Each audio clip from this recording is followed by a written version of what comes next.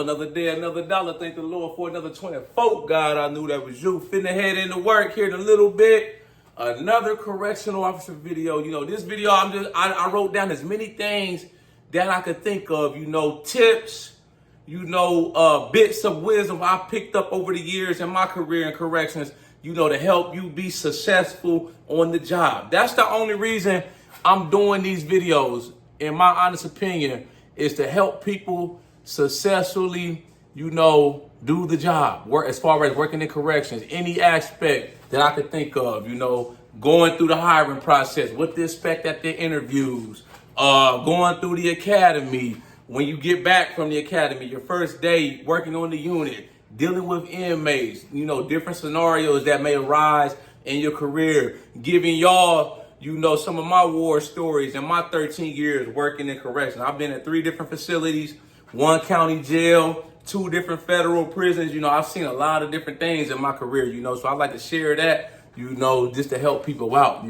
But the first tip I would give anybody as far as working in corrections is to always think safety and security. That's your number one objective, your number one thought that should be going through your mind. Always be safety and security minded. Think what's the number one priority working in corrections? When you go to work every day, your number one objective should be for all of your co-workers, the staff members working at the prison, to come home safely how they came in. That should be your number one objective. The next step after that should be the security of the institution. Making sure the inmates don't try to escape. Making sure the inmates are doing things they're not supposed to be doing.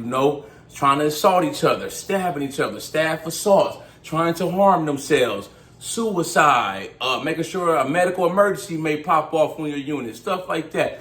That's the number one thing, is safety and security. Some things to keep in mind when you working inside of corrections. You constantly got to be on alert and you got to be looking over your shoulder. These are some things that, I try to do that I've learned in my career. They'll teach you this in the academy, and as you progress to your career, it may be easy. It's easy to get lackadaisical in correction because it's like the same routine every day, and it may be like 99% the same regimen when you go into work. And it's that 1% where you just don't know what the hell is going to happen, But some things I like to do, correction minded, security minded. When I'm escorting an inmate or walking with an inmate, I always want to have them in front of me. When you got an inmate, you by yourself, you walking up a corridor or you walking somewhere escorting them, always have the inmate in front of you. You know what I'm saying? When I worked at the county jail, the inmates, when I used to take them from the unit to the rec yard up the hallway, they had to be in a single file line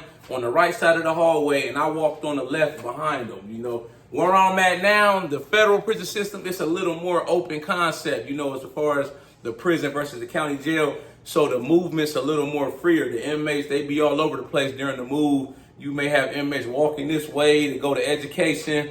You may have inmates going to the rec yard, food service, going to their job, medical. So it's inmates all over the place. But when I'm walking, up a hallway by myself, I always try to, let the inmates walk in front of me. That way they're not behind me. They could be plotting anything. They could be waiting till you walk a little bit further and they pull a knife out their pocket and try to put that knife in you. If there's some inmates, we about to go through the door at the same time, I open the door so they can go through first and I can walk behind them. You got to think of stuff like that. You working on the lockdown unit, the special housing unit, or the SHU. When I go up to an inmate cell, and I'm about to give them their tray through the food slot, or I have to get them out of their cell. The nurse wants to see them. They got an attorney visit. They're going to the rec yard, and they're in a lockdown unit. I always make it a point to look in their window. Especially if they're standing at the door. The policy usually is they're supposed to go to the back of their cell, when you after you handcuff them, but they have to come to the door and put their hands out. But before I even open the food slot or pop anything, I look in their window. All cells usually have a window so you can see in there when you're doing your rounds. I look in there and I look down. Why am I doing that? I'm looking at their hands. I want to make sure they don't have anything in their hands. They don't have a knife in their hands. They don't have a cup filled with piss or feces. And as soon as I pop the food slot, they trying to throw it on me. Shit like that. So always make it a point to do things like that. I always look every time when I'm working in the housing unit. I'm about to unlock. If I see an inmate standing right there, they looking at me right there, and I have to open their door, I'm going to look down, or I'm going to tell them to step back a little bit so I can see what they got going on. Stuff like that. If an inmate come up to you, they talking to you, they got their hands in their pockets while they talking to you, especially if you're not just having like a casual conversation with them. They just come up to you, and I tell them, take your hands out your pocket. Why am I doing that? They may have a knife in their hand in their pocket, depending on what you say. If you don't say what they were expecting you to say or what they wanted to hear, they may potentially pull that knife out on you, man, start trying to assault you. Take your hands out of your pocket. That's just correctional protocol. Those are the types of things I like to do. Remember the inmates aren't your friends. At the end of the day, no matter how cool an inmate may seem, you may have sidebar conversations, especially if you've been working a certain unit for a little while. Inmate may be cool, your orderly. He may come in and be the one that cleans your office, and you may learn that he's cool. He may ask you about what's going on in the real world, sports, what you thought of that game last night, what you thought of the BET Awards or the Oscars, stuff like that. You have to remember, at the end of the day, they're not your friend, though. Once you start to cross that boundary, when they start asking you a little bit too much of personal questions, you have to shut that down. You have to shut that off. You know what I'm saying? And you could know, especially if you work in a county jail, where most of the inmates that's locked up at your jail, they may be from the same city. You could have went to high school with them, middle school with them, known them all your life. The thing, like I said, they're not your friend. An inmate, man, given the perfect opportunity, man, they'll hem you up, throw you under the bus in a heartbeat, get you jammed up, possibly get you in a predicament where you lose your job, could go do jail time, all because you crossed those boundaries. You have to know when to cut it off and cut it down, man. I'm cool with a lot of inmates at the facility I work at, I'm pretty laid back, so they come up to me, they may ask me about like a rap song or who the hottest rapper out, stuff like that. But they know at the end of the day, I'm here to do a job, and go home. I have to do a job at the end of the day, Don't come to me with no mess, no bullshit, no monkey business, it's nonsense. I don't tolerate nonsense, man. They already know. You come to me with some bullshit, you going up top, man. I'm putting that paperwork in. I'm gonna get you on the incident report, man, get you locked up, I don't care, like I said, how cool you are. I have a job at the end of the day to do, and I'm not trying to risk losing my job or going to prison over nobody. I'm not trying to do one day in nobody's jail, for breaking the rules, going against policy and procedure, doing something, that goes against what it is to be a correctional officer, bringing in contraband, allowing the inmate to escape, stuff like that. No, sir, man. I take the job seriously. I actually enjoy being a correctional officer, I never thought I would be doing anything like this. I went to college. I studied criminal justice. I didn't know what I wanted to do with my degree. One of my professors, he recommended that I try corrections out. So, I was like, what, I'm going to try it out.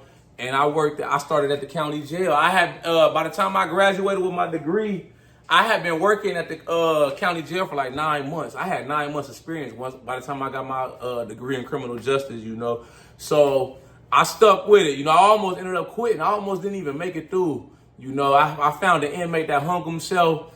And, at the time, it was kind of traumatic for me. That shit had me kind of fucked up for a couple of weeks. I was like, I don't know if I really want to do this shit.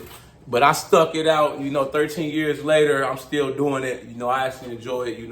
I don't want to do anything to jeopardize me losing this job. It's been good to me. I like what I do. I like, going to work. It doesn't have its moments. Yes, but every job has its ups and downs. I just like the whole aspect and concept of being a correctional officer. And it's not like I'm in there, on a power trip, trying to make it known to the inmates that I'm the authoritative figure. I just like being in that type of environment for some reason. I don't know what it is, over all these years. They say it takes a special person to work in correction, which it does, because you see a whole lot of crazy shit if you do it long enough. Trust me. If you do this career long enough, you're gonna see some crazy shit, man. You got mental health inmates all the way out there, bizarre, in a whole nother dimension, man, with as far as their process, their thought processes, man. They may be hearing voices, having a whole conversation with themselves in their cells. Nobody in there but them. You walk by doing your rounds, man, they in there screaming at the top of their lungs, man. You gonna see a whole lot, man, you know. The next tip, man, always wear gloves, especially when you pat searching these inmates. You in the cells doing cell searches. Always keep some puncher gloves or latex gloves, stuff like that. I got a pouch on my duty belt. You know, you can buy that off of any type of law enforcement website, medical website. It's a pouch. You can put latex gloves in. I always make sure I got at least 5 to 10 pairs of latex gloves on my pouch. You can get punch resistant gloves. They gave us some stab, like needle punch resistant gloves. I didn't really like them because when I was doing my pat searches and say I couldn't really feel, you know, when you pat searching the inmate, I couldn't really grip, you know, underneath their arms and stuff, feeling for contraband and stuff. So I just use latex gloves. Another good tidbit to remember when you're doing your cell searches: never put your hands anywhere you can't see. If you like, say you under the bed trying to do a cell search, see if they got any contraband, stuff like that. If you can't see all the way under there, never put your hand under there. The reason I say that is because it could be a potential needle that's poking out or something. You can get stuck with it, you know. And you got to remember now, working in the correctional environment, you know, you got a lot of inmates that are sick. You have a lot of inmates you may not even know that are HIV positive, hepatitis C positive, have AIDS, stuff like that. So anytime you're dealing with like a medical emergency, a fight went down, inmate got bloodied up, always make sure you got some gloves on you. Use a hand sanitizer stuff. If you get something on your uniform, make sure you try to get it off. Take their clothing off, put it in a soil bag, maybe wash it, bleach it real good, stuff like that. You know, that's good correctional practice to follow. When in doubt, you know, as far as what to do when you're working on a unit, working with inmates, you know, always stick to the post orders, the policy and procedures. You know, depending on where you work at, you know, it may be in the office in your unit, or you could call the supervisor and they may have it in the supervisor's office. You know, if you're unsure of something, always call somebody, you know, especially when it comes to dealing with the inmates. They ask you to do something, you know. There may be a time, especially when you're a rookie, you just starting out, you work in the units, the inmates may know your job better than you. I'm not even gonna lie to y'all, man. Some of the stuff I learned along the way, the inmates already knew. Like, as far as, you know, the inmate come in the office, they ask me, can I do this? Can I unlock this door? Can I get the supplies out? And I'm like, where's that at? I just got here. I don't know where it's at. Oh, it's up here, man. A lot of the times, some situations, the inmates know where everything is. You know, they're there 24 hours. You know, But the thing you got to remember now, if you unsure about something or it just seems sketchy, or I don't know about that, call somebody and verify. Don't just say yes and do that. You know, like I said, inmates can be manipulative. You know, they may try to spin you, flip you around. You know, they get you to do something that's against policy and procedure. You could end up in a bad predicament, especially if you're in your probation rookie year. A lot of places can fire you for any reason. Where I'm at in the federal prison system, your rookie year, your first year, you can get fired for anything. You know, they don't like your work performance, your attitude. You call in sick a lot. You just do a boneheaded move. Man, I seen a dude get fired because he left his walkie-talkie in the office while he was doing the round, and the lieutenant came up on it, and he ended up losing his job over that. You know, you can get fired for anything. So before you say yes and you're not sure, always check. Call a CO that may be working in the unit over, that's been working on the job. They got a few years in, they got time in, they know how things really go. Or shoot, call the lieutenant, call the supervisor, the sergeant, the lieutenant, the captain, whoever the shift supervisor is, and call him, man. You can't go wrong when you do that. And when you following the policy and procedure, always document everything. You know, in this type of environment, working in corrections, you know, you have to always document everything. You know, this is the thing. All those documents, a lot of the documents you may use, the log books, stuff like that, those are potential court documents that could be used against you. I'm sure some of y'all may have heard or been hearing, like, over the past couple of years, we had some high profile suicides by inmates. You know, there was the billionaire up in New York, man. He hung himself and he was on suicide watch. You know, they keep a log book. Every time you do rounds, you have to do a 15-minute check on him to make sure he's not trying to commit suicide. You know, there's cameras probably everywhere in those type of units. So you have to make sure you're actually making those rounds, documenting everything. You know, don't lie on nothing. Don't lie on anything. Don't fudge the round sheet. You know, say you miss a round, just try to catch up on the next one. You know, you may get busy sometimes working in the lockdown unit, but don't go, you miss 2 whole rounds, you know, because like I said, there's cameras everywhere. The eye in the sky never lies. If you said you did your rounds every 30 minutes, right? And you missed damn near 2 hours of rounds for whatever reason, and an inmate hangs himself, as soon as they hang themselves, you know, everything settles down a little bit, man. They're pulling all the cameras, the footage from all the cameras. They're looking at all the documents. They're taking all the paperwork off the door, all of that. They're going to review that. The FBI possibly can get involved, stuff like that. Those could be potential documents, you know. So always document everything. An inmate tell you he's having chest pains. You call medical. They say, he's already been up here 2 times a day. He ain't having no chest pain. He's lying. He's fibbing. You don't know that. You don't want to take that chance. You know, they thinking he's lying and he's really not. He's really having chest pains. Next thing you know, he has a massive heart attack on the unit and dies. You know, now medical or somebody's trying to blame you. Put it in your logs on the computer or in the book. You know, I called medical at such and such time, called a supervisor. They said they didn't want to see him. You know, I'm just trying to cover my ass. You have to cover your own ass in this type of environment. You know what I'm saying? And always be alert to potential threats. You know, when you're working inside of a prison, you know, you have to think of things like, say you see a few inmates, you work in a unit, you see a few inmates go into a cell. Next thing you know, you see the door closed and the windows covered up, man. Your antenna should automatically be going up. Something's about to go down. You know, they may be in there about to go in there and stab an inmate or assault an inmate. You working on a unit, you sitting in the office, you know, it's like maybe on evening while second shift, you know, everybody, you know, usually up and out and about during that time. Then all of a sudden it gets eerily quiet. You know, you look out, it gets mad quiet, and you see the inmates looking up, and, you know, they looking away, you know, certain institutions, they may look away and whatnot. They don't want to draw attention to what's going on. You hear shoes scuffling, you know, 9 times out of 10, it's a fight, somebody getting assaulted, you know, stuff like that. So you have to keep things in mind like that. Inmate wearing a coat or a sweater in the middle of summer. It's August, you know, you at a prison in Texas or Arizona. Inmate got a sweater on, you know. I know the younger kids out here, this younger generation out in the free world, they wear hoodies for some reason when it's like 100 degrees out. You know, I don't understand it. You know, but in a prison setting, you see an inmate with a hoodie on or a coat on in the middle of summer, you need to go you want to probably pull him to the side, pat search him. He could potentially have a knife on him, trying to conceal the knife. He's about to go do some work, maybe on a rec yard. He's about to go to another unit and stab an inmate. Those are the type of things you need to be looking for. You know, you got to always be alert, be looking over your shoulders, think corrections, safety, and security. You're constantly checking doors, making sure they're locked. The locks on a gate, making sure it's locked all the way. So an inmate could possibly escape in those type of situations. Man, you leave the wrong door unlocked. What else, man? Learn your style of correction.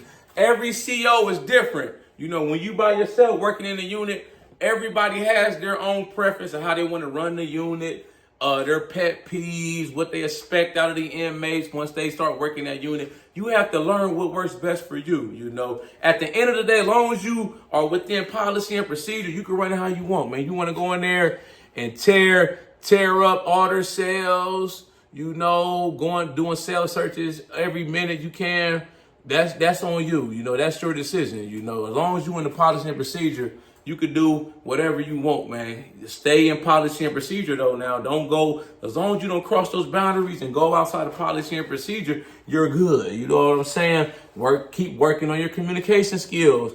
Learn how to keep your emotions in check working in that type of environment. You're going to have a lot of problematic inmates you're going to run across. They're going to do everything to push your buttons. You know, they may always be in your face wanting something. You got inmates. Oh, what's your badge number? Or what's your last name? I'm going to write you up, report you to the warden because you didn't do what I said. You know, stuff like that. So you have to learn how to keep your emotions in check, man. I've dealt with that plenty of time. I just try to remain professional. You know, and you want my badge number? Okay, here's my name. Make sure you spell it right too. You know, as long as I'm in the policy and procedure, they've got nothing coming. You know what I'm saying? Last tidbit is to make sure you take time off from the job. Make sure you use your vacation leave. Don't be like some of my coworkers. They got 800, 900 hours of vacation leave. They never take a vacation.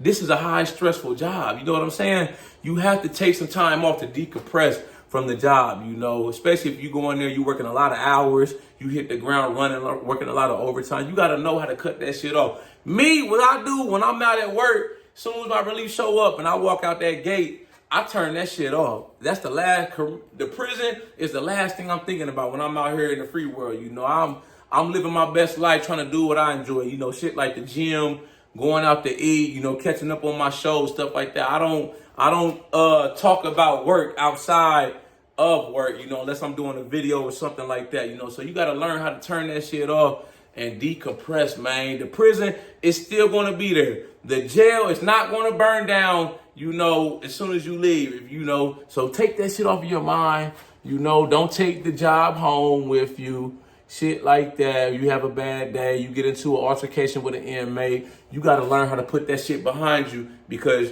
you're probably 9 times out of 10, you're going to see that same inmate the next day, you know? So you got to, it's a new day. It's a different day. You got to be able to move forward, put shit behind you, you know, keep your emotions in check, remain professional when you on the job and stuff like that.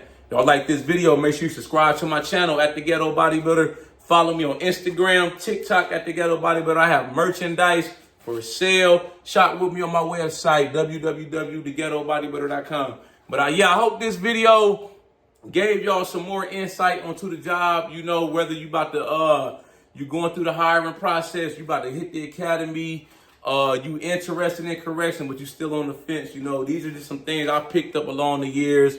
Veteran officers that taught me when I was a rookie. You know, it's all about, with me, trying to help you be as successful as you can when it comes to corrections, you know, all aspects of your job. So that's the only reason, like I said, why I'm doing these videos, you know. Y'all got any comments, questions, concerns, any potential videos y'all may want me to record in the future? Drop a comment in the comment section and I'll get back to you as soon as I can. Y'all know how we coming. Let's get motivated.